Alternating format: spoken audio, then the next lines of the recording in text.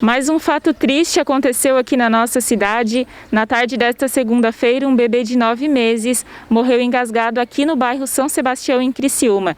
De acordo com informações, ele se engasgou com leite e foi trazido até aqui, essa unidade de saúde do bairro São Sebastião. Aqui ao meu lado está o secretário de Saúde de Criciúma, Célio Casagrande. Secretário, conta pra gente mais informações sobre o ocorrido. Então, esse bebê de Araranguá, do município de Araranguá, estava aqui no bairro São Sebastião com uma babá, né? A informação que a gente tem, a babá teria alimentado a criança por volta das 13 horas e por volta das 16 horas a criança então foi trazida pela babá aqui na unidade de saúde, mas já chegando aqui sem vida, né?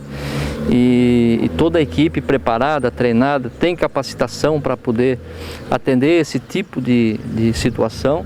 Tentou reanimar a criança, não teve sucesso e aí sim chamou o SAMU, em que levou então a criança, mas já sem vida.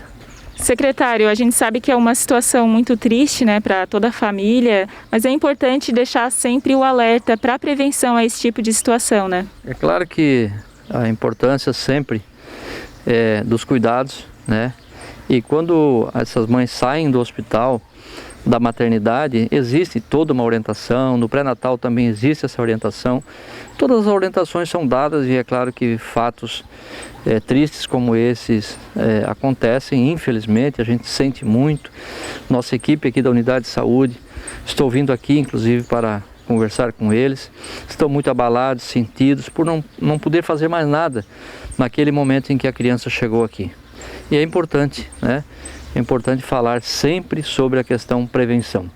Não só nesses casos, mas em todos os casos de saúde pública a gente fala muito em promoção à saúde e também em prevenção.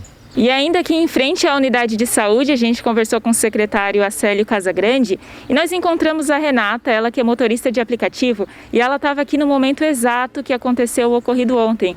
Renata, conta pra gente o que você presenciou aqui.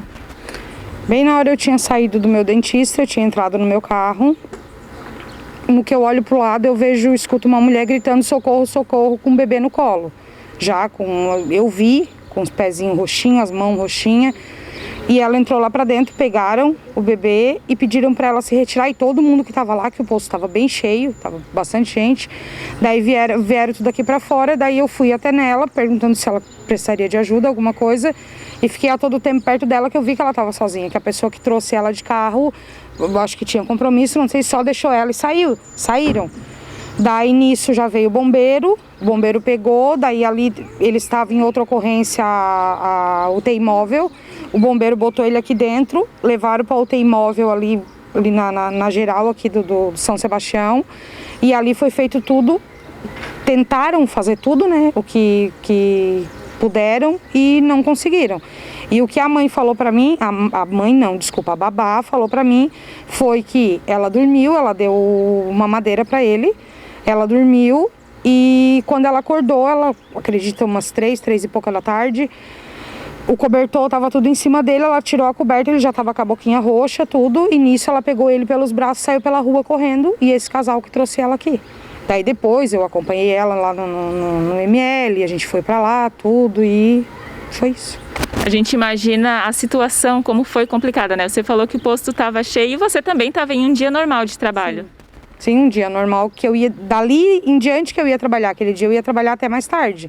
Então a gente sendo mãe, eu não consegui, porque assim, não era filho dela, mas eu vi o quanto tinha amor ali, o desespero dela por não ter visto ele se debater, não ter visto nada. Ela acordou, ele estava morto. Ele já estava morto, porque daí depois os médicos falaram que quando ela chegou aqui, eles fizeram tudo, mas ele já estava morto. E ainda falando sobre esse tema, a gente sabe que é uma situação muito complicada para a família, para quem presencia esse tipo de caso. A gente veio até aqui para conversar com a Lucimara, ela que é enfermeira e também coordenadora da atenção especializada do município, para falar e dar algumas dicas do que fazer, principalmente para evitar esse tipo de situação e também o que pode ser feito, né, caso ocorra. Lucimara, então conta pra gente o que pode ser feito aí, os pais, a família, para evitar uma situação de engasgo ou até mesmo de asfixia. Então, primeiramente a gente lamenta, né, pelo ocorrido, como profissional de saúde também sou mãe, né? Então, assim, precisa ter alguns cuidados, né? O bebezinho, até 1 ano ou até mais, ele pode sofrer com engasgo, sim, por mamadeira, né? Esse foi esse caso.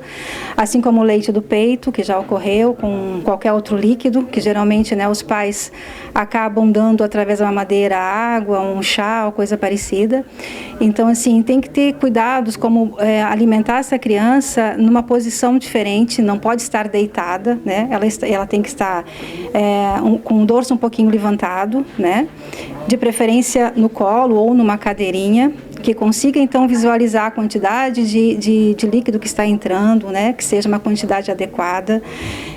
Caso aconteça o engasgo, tá? E depois disso também fazer com que a criança arrote, né? Colocar ela no ombro, né? Ter certeza de que ela ingeriu realmente aquele líquido para depois colocar deitado, tá? Caso aconteça o engasgo, existe uma manobra chamada manobra de Heimlich que é feita para que desobstrua as vias aéreas, né?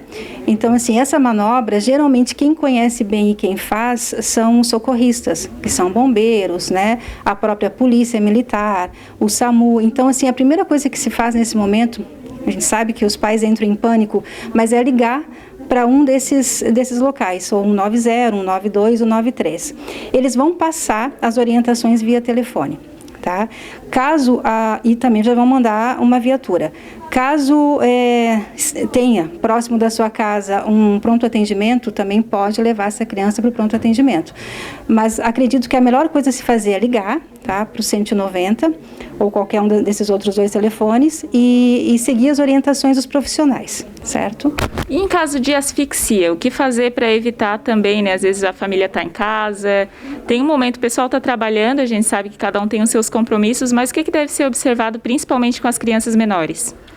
O cuidado na cama, né? Esse bebê não ser colocado no meio dos pais e de repente, né, a pessoa rola e acaba ficando sobre o bebê. O cuidado com o bercinho do bebê, ele não pode ter roupas, né, de cama soltas ou até a própria fraldinha, o próprio travesseiro. Então tem que ter esse cuidado, sempre em alerta, né? Sempre cuidando, certo? A asfixia também pode acontecer, né? Por isso, até pelo próprio travesseiro.